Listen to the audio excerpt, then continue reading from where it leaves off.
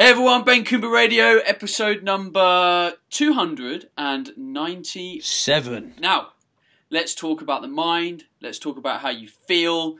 I don't want to get too kind of hippie-licious, but how we feel every day is very, very, very important. And we've talked a lot about mindset on the podcast, we've talked a lot about the kind of dynamics of happiness and how we should maybe approach what we do as people to become, I'm going to say happier, like however you want to frame it. Like we want to get the most out of our life, right?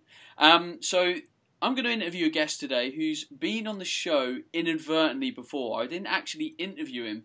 He interviewed me. I enjoyed the interview so much, I reposted it on my podcast. But today, he is on the show. He's just written a book, Filling the Happiness Gap, which is all about how we look at our lives, happiness, mindset, and kind of really to give you scope on how you're feeling every day and maybe whether we can shift some of the things that you're getting out of your life.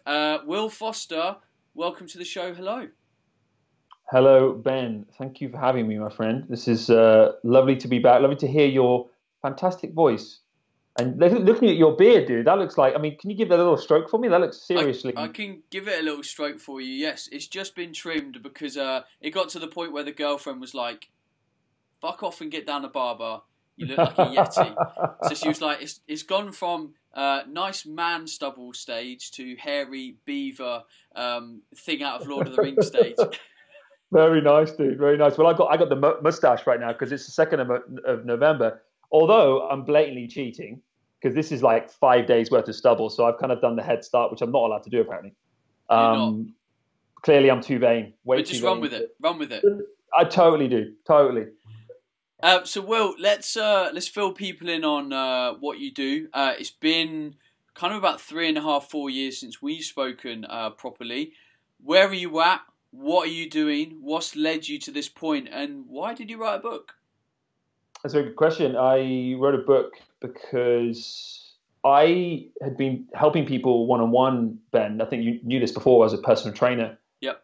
And I still see a few clients, but I'd been helping people one-on-one, and it was great. It was going really well. However, there was always this nagging feeling that I had that something was missing. I was helping clients and I was getting so far, and I was helping with nutrition, training, mobility, all of these cool things. But trying to delve into the mind, which really for me turned out to be the most impactful thing on their body anyway. When I started to delve into the mind, I was like, geez, hang on a minute.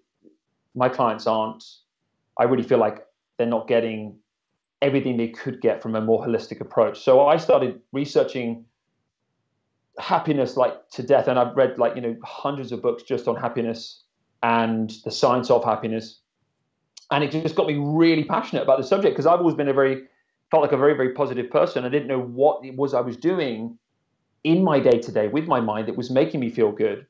And then when I started to research this stuff, I started to go, wow, okay, actually, geez, I'm doing a bit of that and a bit of that, and hang on a minute, I'm not doing that. Because Ben, let me be perfectly honest, dude, be straight up front and say that I'm not either today a perfectly happy human being, nor was I a few years ago. So it's a constant learning process. But my passion has been, how can we feel a bit happier? Because for me, Ben, what really makes me feel a little bit icky inside is the idea of happy. Because happy is just an emotion. And it can come and go as quick as a fart in a stiff breeze.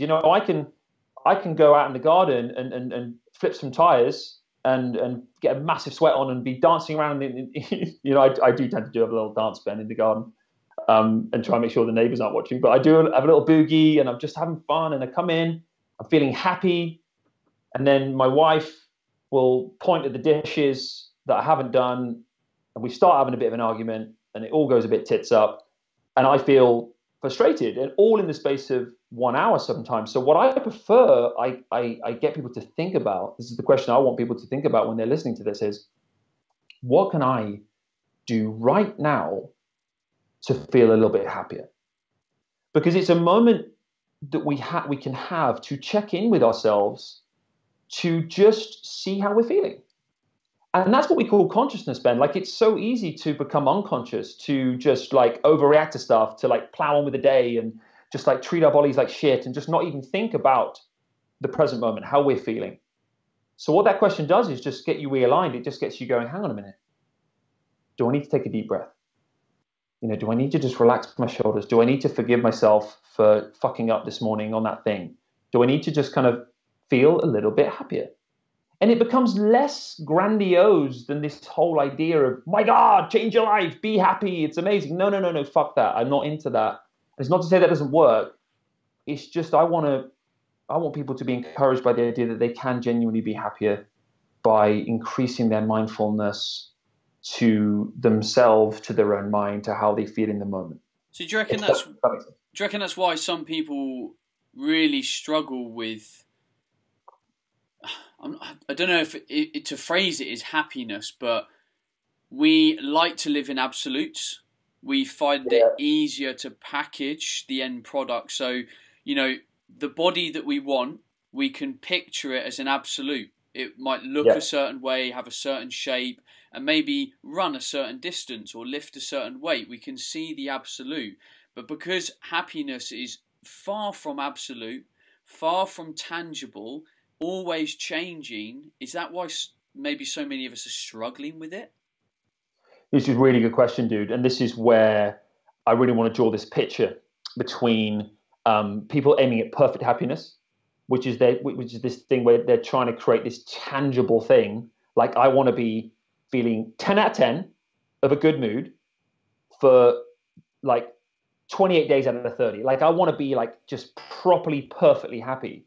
And of course, we know that's not realistic. And it's, in a way, Ben, the more we try and aim at that, the more unhappy we can become, because there's this disparity that emerges where we might not be feeling very good, which is life, but we're trying to be happy and come back to happiness as much as possible to make it into that tangible thing, like you're saying. And in doing so, that tension creates even more resistance. And then we start to wonder who we really are.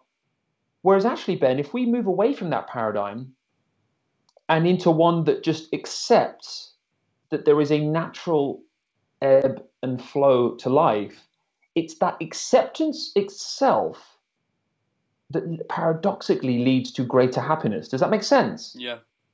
It's like, if we can accept the lows, and if we can accept those dips in energy, and if we can accept that we're just feeling shit at that present moment time, if we accept things, Ben, it's a conscious decision in our mind to just let go of trying to feel good, because we all want to feel good. And if we let go of trying to want to feel good right away, it makes us feel good. Yeah.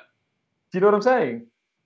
But so, I do agree. I know what you're saying. I do agree. I'm kind of draw on kind of an example here, and almost I think I'm going to get you to coach me through a potential problem that I think people might share. Now, I don't know what the ideal age range, the kind of popular age range is for the self-help market, which is kind of where your book would be, self-help, right? Now, 100%. I think when we get older, so I think about where I've just been in my life for the last 10 years. And I trained to become a trainer. I then went to university. I then started a business. And I'd say university was like the golden years. 21, free as the wind. Someone's paying your loan for you. You just go out and create. And I had so much fun creating with zero stress. And then you get to like mid-20s, and then the stress actually starts to appear. You've got to be responsible. You've potentially got a house. Some people will have kids. I don't.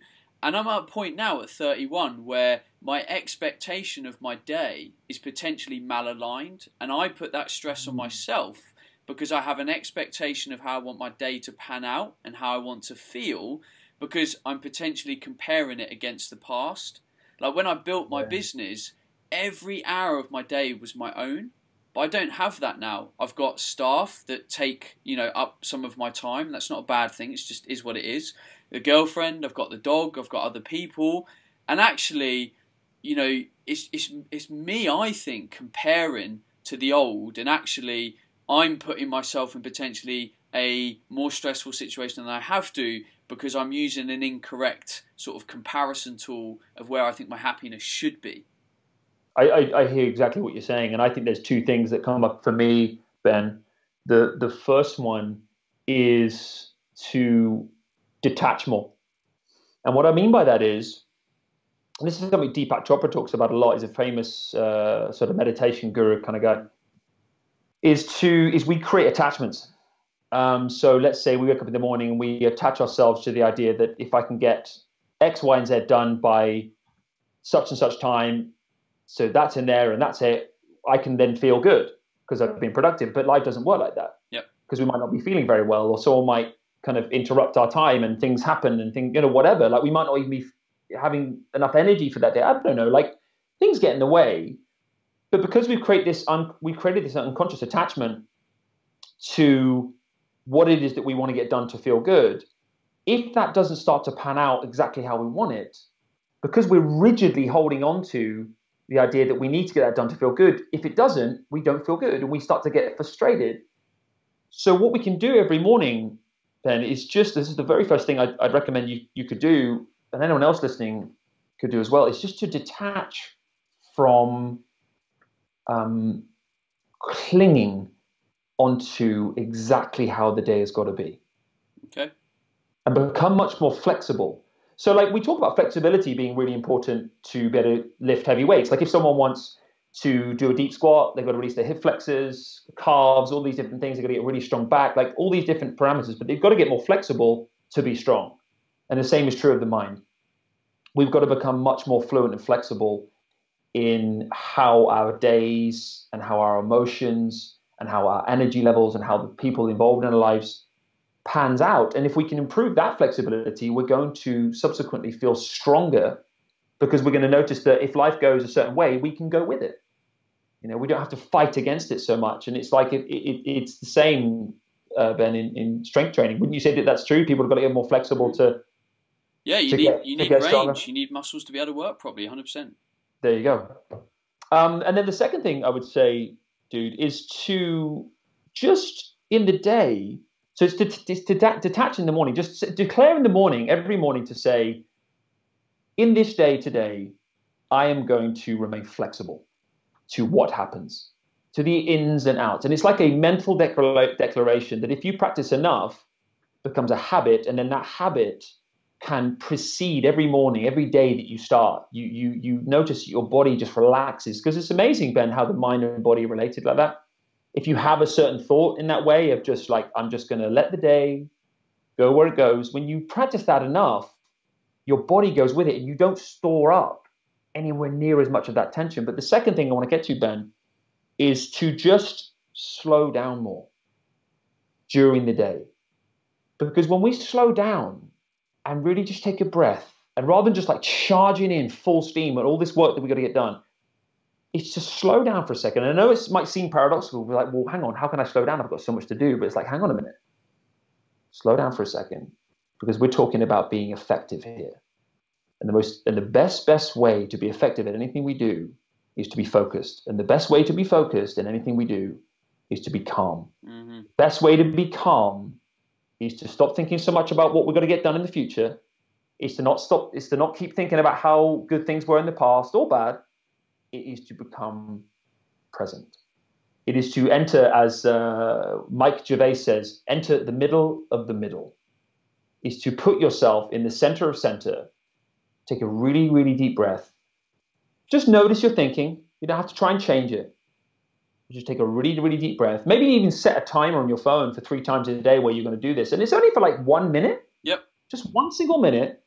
And you can notice. Now listen, Ben, listen, dude, I'll be the first to admit that, fuck me, dude, I can end up with like, I'm doing one thing and I've got like 20 other things I'm thinking I've already got to do as well. It's such an easy thing to happen. I mean, do you do that sometimes? Do you find your mind racing into the future like that? Yeah, I've just got a very creative, very artistic driven mind. That's awesome, dude. That's obviously why you're so passionate and successful in doing what you're doing, I'm sure. Sorry, I thought you were going to carry on speaking. Dude, no, it was one of those moments, wasn't it? It's like, well, I think is he going to speak? He's not. No. If I think back, so this morning my day started slower, and I remember being in the kitchen in the morning. And I was like, right, I'm an hour behind. I've got X, Y, and Z to do, and I was getting pissed off at myself. I went up, I started to work. It wasn't going the way that I wanted to. And then something happened that kind of threw off my thought process of something that I needed to really concentrate on, because it was finances and I'm rubbish at like numbers and stuff. And then I went downstairs and I kind of did what you did, but verbally, and I did it talking to my dog.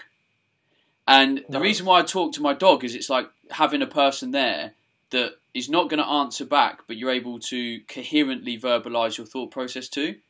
And I said to myself, I was like, this is how I'm feeling, and this is why I'm feeling like that. Cool. I'm going to come present with that, and I'm not going to be able to change that emotion. That's how I feel.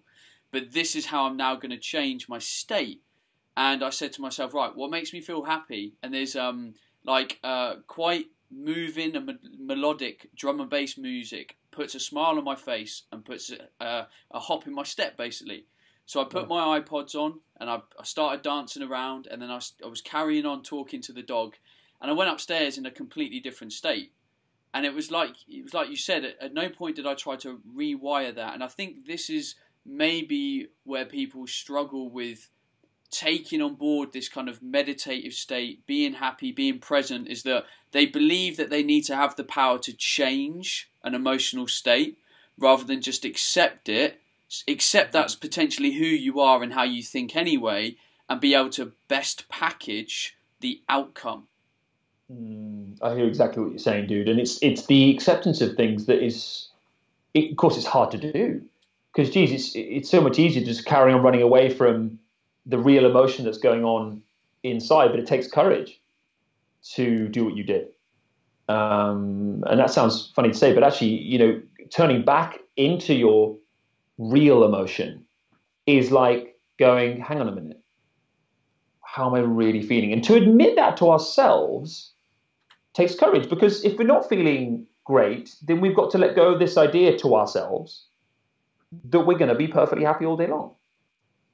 And that's what you did. And I think that in a way, I'm sure, paradoxically, because life is just one giant paradox, that is what made you feel good. Yeah. In that sense, to admit to yourself, like, actually, I need to just be here and to just do something that is going to help me. Yeah. Let's draw on a different example. I'm intrigued. When I teach seminars, I usually share a slide at the beginning of Pinocchio, and I say to people, you have to be in this slide right now. I need you to be Pinocchio. I need you to be 100% honest with whatever's going to happen in this seminar. Like, if you need to change your sleep habits, your eating habits, your movement habits, whatever it is, you need to be 100% realistic with where you are right now and the changes that need to be implemented. And I think what happens is, if we don't be really honest with ourselves and present within how we're feeling, we don't create the appropriate solution, because we basically lie to ourselves like, oh, actually, no, I am really happy. And I think this is where we can potentially talk about, like, is positive mental attitude a thing? Like, can we just say something that makes us go, oh, I'm happy now and everything's fine? But really, you're not actually dealing with the problem and making the situation better for the future. I hear exactly what you're saying. I think, truthfully, Ben, then there might be other people who disagree with this, and that's absolutely fine. They'll say, fake it till you make it, fake it till you make it. For me, that absolutely did not work for me. What worked for me was to be authentic. Because to be authentic about how I'm feeling at any given moment, like, let's say I'm feeling shit, okay?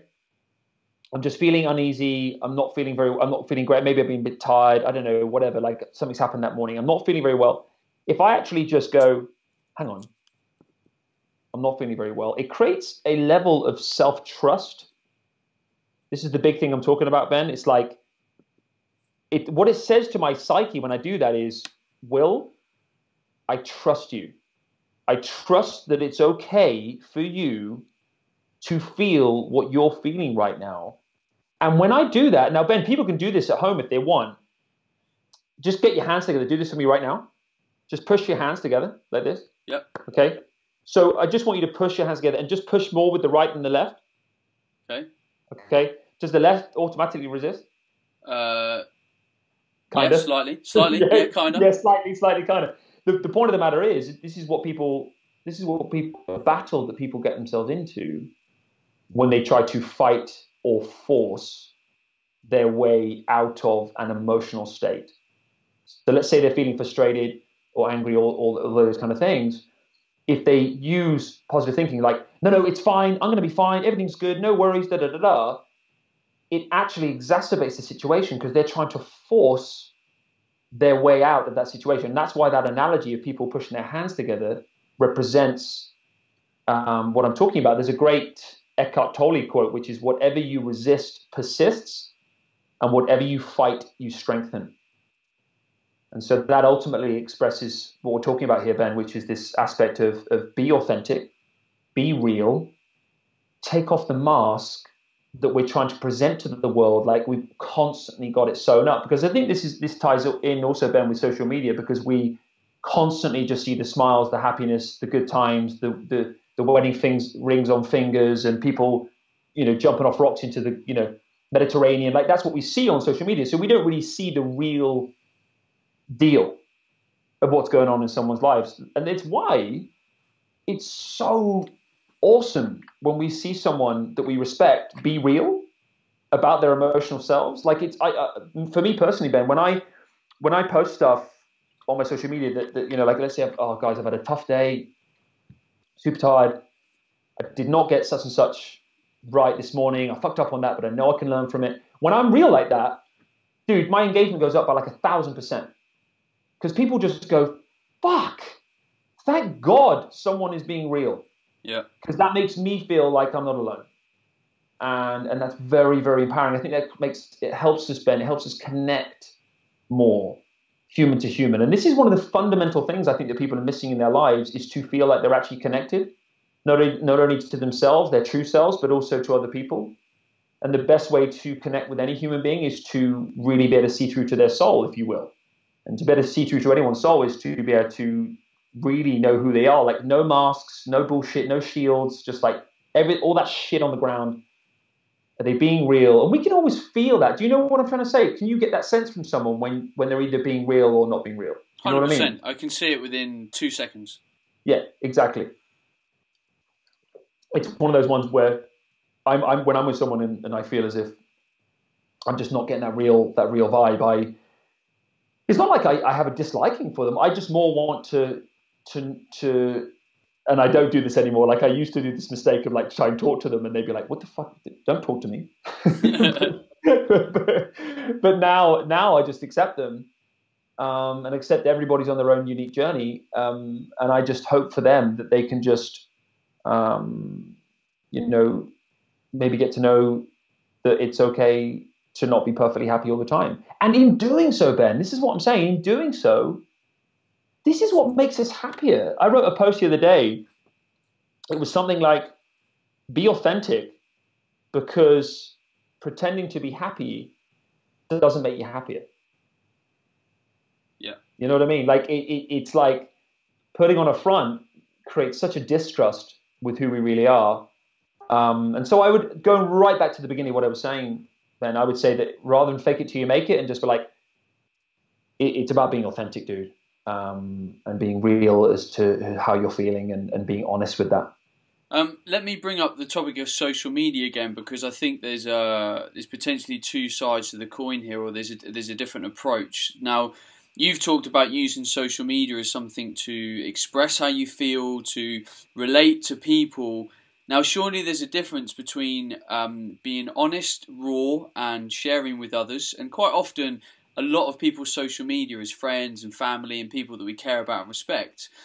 Now, a lot of people on social media are quite often just trying to kind of appease how they're feeling to potentially justify emotions, whether correct or incorrect. And what I mean is that a lot of people will use Facebook to kind of like moan about a situation of that day. Mm-hmm. And I'm wondering if you can almost separate how people do go about these kind of posts on social media, maybe how they should go about them, to actually lead to a happier future, rather than like almost compounding the anger within some of our approaches to finding solace in other people's thoughts.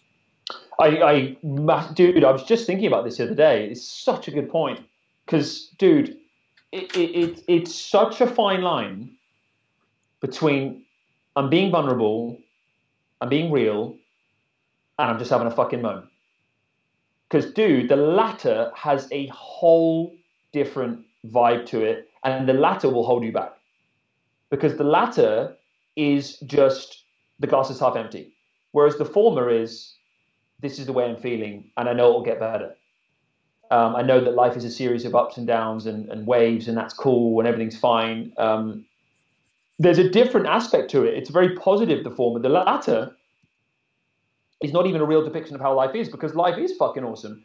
And most of life can be really amazing if you follow some great health habits and, like, the stuff that you talk about, Ben, get to bed on time, like get your nutrition right, have great relationships, invest in your goals and your future. Like, there's so much that can make life amazing. Like, have hobbies and have play and just have a good time.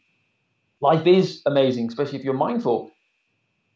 So that is the real truth, Ben. Like, the real truth that it is. So therefore, if someone just comes in and just moans, this actually is what I would call falsehood. This isn't even real, because what is real is that 99% of what's going on in the world is good. But what some people tend to do is laser focus their energy, their mind, whatever it may be, on these tiny minutiae of shit that's going on, and they just have a good old moan about it because in some way expressing that is supposed to make them feel better, whereas actually in truth it doesn't, because what it does is keep them in that perpetual negative cycle. Because what we tend to think about, Ben, is what we tend to think about again and then again and then again. And dude, it's just like anything. Like, if you want to get stronger biceps, you got to fucking do curls, you got to lift. And so we strengthen the synapses in our mind to our bicep to get stronger biceps. Now, the same is true of the way we approach things like this, like I'm talking about. If someone wants to constantly moan, constantly be negative, their explanatory style, if you will, is leading to a greater chance of being negative again, because what they're doing is they're getting into this loop where they're just looking at this negative thing over and over. Whereas the truth is, if they just took their finger out their ass and stepped outside of their own just tiny little bubble and just maybe made a bit of an impact in the world, and maybe just practiced a bit of kindness, even on the high street, let someone through. Like, so often, Ben, if we get trapped inside our own bubble and our own self-importance, this is what can keep us in that negative spiral. So going right back to the beginning of what I was saying, it's be real, it's be vulnerable, and I think we've got to know who we really are. If we're having an emotion, we've got to be real to it. I think this makes so much more self-trust, which leads to greater happiness. But also, we've got to draw the line at just having a moan, because having a moan is just lazy. That's what we might call lazy mindfulness, if you will. Because to me, if you have a moan to someone, you've already packaged the emotion. You're not open to a different emotion. And then you share in other people's emotion that ends up being the same, and everything almost closes in on that topic, rather than being vulnerable, which is being open to a new way of thinking, a potential change within the future. Dude, I love that. I've never heard someone say it like that, and I absolutely love that. I think that's amazing, dude. Have you got examples of this in your life? Have you had situations come up like this where people are either moaning or they're being vulnerable? Have you been able to find that line? Not really. I'll be honest. I'm not on social media a huge amount. I probably see it in some of my coaching groups, because I coach sort of larger groups of people around sort of fat loss and change. And sometimes I teach people to approach a topic in a way that is it kind of analyzes. It's critical, but it's also vulnerable and open to the change. And in the first couple of weeks, people struggle to get the hang of it, because they're used to talking in very kind of negative, closed absolutes, rather than saying, okay. And I teach people to say, right, we identify the problem. We stretch our current imagination for the solution, which means we always teach and have the habit to be our own creator of the problem. Because what I find is that a lot of people are always looking for the answers in other people. And it's great that people are following my podcast and your work and other great people's work to say, oh, I look up to Ben to find solutions, but I should be teaching people strategies that over time they don't need me because they're their own solution creator. So I get people to make a post and say, be critical, analyze, create a solution, and then you get other people to feed in and help you either share or contextualize the situation, the emotion that you're having, or a situation they've been in. So actually we start to pad out this situation rather than going, this is my problem, it's fucking shit, I'm not losing weight, everyone else have a moan that you're not losing weight either, which achieves nothing. Absolutely, dude. I 100% agree with you. And I really like how you put this into the absolutes, because, like you said, people like to put things in just boxes, and they don't necessarily buy into this idea of nuance and gray areas and growth. They like to kind of keep things fixed. I'm either happy or I'm not. I had this experience, so therefore, that is shit. And we create these things, Ben, called limiting beliefs. I can't lose weight because I've had a bad knee for like 5 years. It's like that belief is perpetuating the cycle, because Ben, it's amazing, dude, what is coming out in science now with the mind-body connection. If somebody creates that belief in their head, dude, it is literally on a physiological level leading to non-healing. That knee is remaining the same. The mindset is shifting that body down into a lower energy state, and the whole thing just keeps going. It just keeps going. And it's amazing how if someone just decides to be open-minded to not being so absolute, like you said, but just be a little bit more free and a bit more open-minded to not just an immediate solution, because that's not the truth either. We can't just go, oh, now I believe my knee's going to be perfect if I just keep, no. More just come away from what is limiting you, and in your fat loss, in your joint health, in your just relationships, anything, finances, no matter what it is, rather than just come away from this limiting belief that we have that's based on past experiences. It's about, in that present moment, just going, hang on a minute. I know what I don't want, but what do I want instead? And I think, Ben, that is one of the most powerful questions we could ever ask ourselves about any problem, stressor, or difficulty we have in our lives. It's like, I know that I don't want this person to fuck me off. What do I want instead? Mm-hmm. And then as soon as you flip it, it's like, oh yeah, well, like, what I want is them to not, and I this is what I have to catch people. I go, no, you know what I'd say? Not. The game is, what do you want?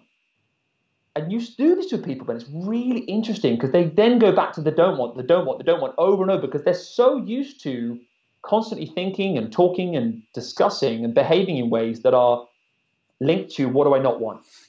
So eventually when they start to just go, okay, well, what I want is to be in peace with that person.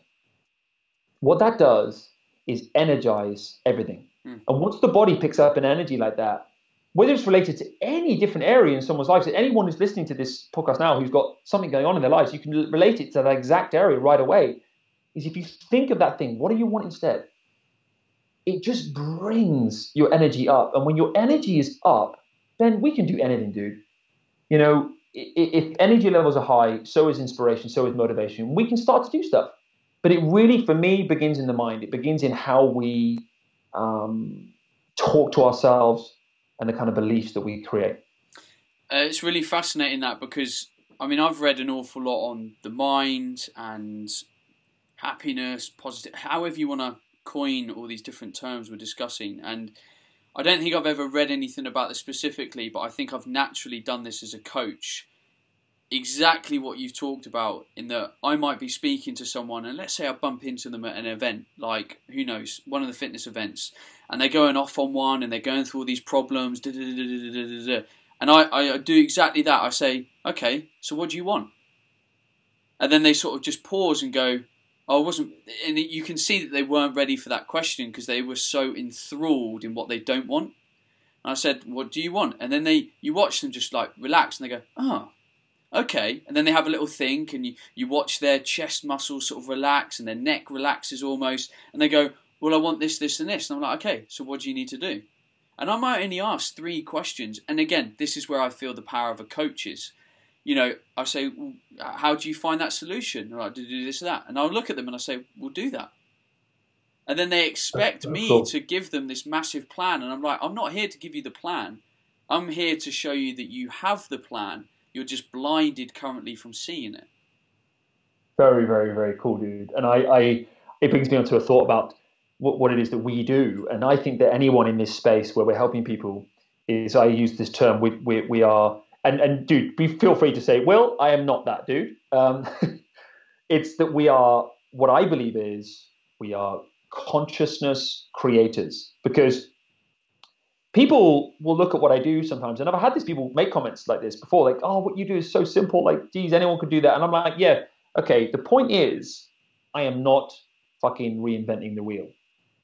All I am doing is speaking the truth and getting someone to remember they have their own mind. To remember that, oh, I was fucking asleep. And what I mean by asleep is like I wasn't conscious. I wasn't thinking about what I want. I wasn't really thinking about my life, my emotions, myself, anything. I wasn't really mindful. I was asleep. I was just like fucking on autopilot. I was eating packets of biscuits and getting up in the morning, having a coffee and just rocking off to work, not even thinking. But like actually the space that I've created, I'm sure for yourself as well, Ben, like you've just said, is you're not kind of spoon feeding people. You're just bringing the consciousness up, giving them tools to go, oh, geez, yeah, okay, this is about me. Like, what can I do? Because we can't necessarily get someone to do it. We can't necessarily do it for them, and that's not the point. It's about them becoming awake to their own mind and conjuring new ideas for themselves, because we all are potentially incredibly creative as human beings, but what that creativity gets massively locked down by constantly thinking about what we don't want, because that cycle de-energizes us, and without any energy in our bodies, in our minds, in our souls, if you will, if you want to call it that, without any of that good energy, it's so hard to go, oh, I could do that, and oh, I could do that, and oh, you know what I mean? It's a loop. It's like we stay in that loop if the more we constantly are thinking about what we don't want. And to break that cycle is the key thing to do is to just, and you can do this even written down, like you might just want to, sit and write in a journal. I think journaling is great. Me too. And just jot down. Do you do journaling yourself? I go through stages. It's not an active thing that I do all the time. No. No. What would you have journaled about recently? And when was the last time you journaled? I journaled about 4 or 5 days ago. And it was kind of it was just a lot of things rattling around in my head. I had to kind of put them on paper. But again, I'm kind of more of I'll do what I did with the dog. Like I'll talk about it to myself if I feel that I'm also short on time. I also do it because I like to try and be as active as possible because I work from home. So I'll quite often actively meditate when I'm walking around. I'm moving. I'm in a flow state rather than a sit down and I call it an energy low state. I try and get into an energy high state. Very cool, dude. I like that. That's a really cool hack. That's really, really fun. And I actually, it's funny because meditation brings me onto that idea that people have about it, which is that we've got to sit on a mat and hum and, like hold our fingers in the lotus position. But no, it's like what you're doing there, dude, is just like getting your body, just getting your mind in that synergy and just being in the moment. It doesn't have to be like humming and spirituality and all that stuff. That's what really puts a lot of people off. It just is getting in touch with ourselves, our bodies, our minds in the moment again, because it's so easy to lose touch with that when we're just running at 1,000 miles an hour. I'll be the first to admit I can do that. I need to almost like set timers on my phone to remind me just to like, Will, slow the fuck down, dude. It's not that important. Like your goals, dude, they're important. I always say this to myself, and this is a little line I say to myself quite a lot, which is, Will, your goals, they're important, but they're not that important. Yeah. And it's like a balance, because this is what Aristotle talked about. Aristotle was a famous Greek philosopher who said that the true art of happiness is balancing present joy or just presence, being in the moment, with future purpose and future meaning and going towards somewhere and feeling like you're inspired on a journey. If you can combine those two together, and it's not something that I could ever say that I've probably nailed perfectly, but I'm getting there. I'm getting better. If we can find that balance, dude, we are going to hit the sweet spot on our own happiness levels. That is really where it's at. Will, it's been an absolute pleasure to talk to you today. Thank you very much for coming on the show. I'd like to try and end the podcast on what feels like a natural end. And I think with these shows, it's very easy to give people an awful lot to think about. And some of what we've tried to get across today is how about we think less about it, and how about we just sit with it a little bit more, and then kind of reflect on it, then think kind of solution-based and moving forward-based, but also being in the presence with what we're trying to think about and the problems that we feel that we have. So it's definitely made me think about some of the stuff that I do, which is absolutely perfect. This is why doing the podcast with lots of amazing people is a gift to me, because I get to learn the tools of other people and get to build my repertoire, which is amazing. Will, your book, if people would like to have a look at it, I think is on Amazon. It is indeed on Amazon, and it is called Filling the Happiness Gap, which stands for gratitude for what you have, acceptance of what you don't, which is mostly control, and an ability to live in the present. So GAP. And if we follow those habits that I've got in that book, and the book has a program that you can follow along in there, people feel happier for following those exercises. Nice. The book is available now on Amazon, so go and have a look at it. Please go and explore the book. We're recording this ahead of time, so please send me a copy of the book when it's out. I will make sure I post about it on social media as well. I would like to read it myself, because I think what you speak about is very simple, it's very real, it's very honest, and I think kind of the self-help space needs that. I think sometimes it feels a little bit too unapproachable. And I think the stuff is actually very approachable. Again, if we just think about it a little bit differently. Dude, absolutely. And it's about breaking down paradigms we have and beliefs we have and these biases, prejudices, which we all have. I'd be the first to admit that I have them about other things. But the more we can break those down and the more open-minded we can become, I think the overall more just contented with life we'll become. We'll receive all this great wisdom we can from all these different areas and be better off for it. Awesome. Will, if people want to catch up with you on social media, where do they find you? Dude, the best place to find me now is my closed Facebook group, which is Will's Wellness Warriors. If they want to just type that into Facebook, just search that in the search engine there. Come and join in the fun, offering things on tips on meditation, got guided meditations in there, how to be more present in life, calmer, how to release tension and deal with stress and all those good things. So it's Will's Wellness Warriors is where to find me these days. There you go. You've heard it, people. Will, again, thank you very much for your time. Very generous. And hopefully we've we've shown people that there is a potentially better way of approaching this as a topic. Awesome. Yeah, it's been great to be here, mate. Thanks for having me on. You're welcome. Right, everyone, that is it. I will be back next week, as always, and it'll be the new year. You're listening to this in that really weird week, which is Christmas to New Year, that week where you decide whether you do some stuff or you just eat what's in your fridge because there's shitloads of stuff from Christmas and stuff. Who knows? Either way, I hope you have an incredible time. If you want to find anything else out about Will, then again, search the Google machine. It will be giving. It always is. If you want to search more on my work, then stick Ben Coomber into that Google machine. You'll find loads of cool stuff. It's the new year, so make sure you've got your plans aligned. Make sure that you feel like you're in a good place. If not, stand back, be reflective, be objective, be a solution hunter. Know that happiness is something that ebbs and flows, and but hopefully you are entering in to 2018 with a lot of positivity to focus on, and that negativity maybe is there, yeah, sure, but you can deal with it. You're solution based and you will take it in your stride. Right, that's it from me. I will see you all next week. That's goodbye from me. Will, say goodbye. Goodbye, guys. And I will see you next week. In the meantime, stay awesome. Hey everyone, Ben Coomber Radio, episode number 296.